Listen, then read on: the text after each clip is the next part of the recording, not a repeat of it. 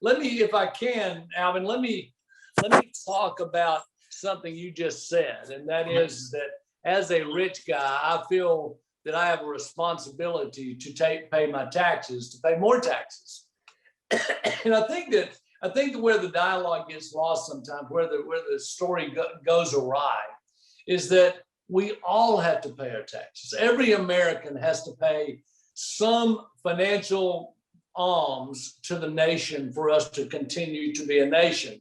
And that's not just rich people, it's the working class, anybody. However, when you're only paying people $7.25 an hour, there's not enough money that they get on a weekly basis to pay any taxes. And I tell people this, that have businesses that are employing people at unlivable wages. And I tell them, you know what you're doing is you're asking them to invest in your company by working for sub-livable wages. And that is a subsidy to your company. And that's just not right. They're investors with no equity. It's just wrong.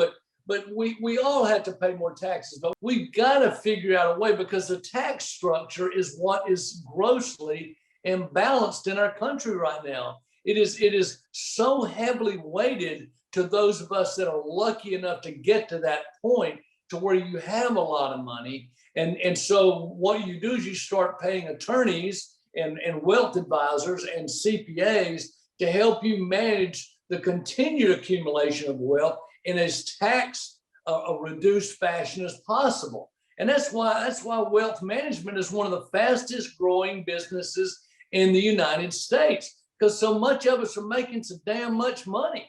And I'm not complaining about that. Listen, I love being rich. Right. I'll take being rich any day. And I've been broke multiple times in my life, and rich is better, let me tell you. But we have a responsibility to our nation.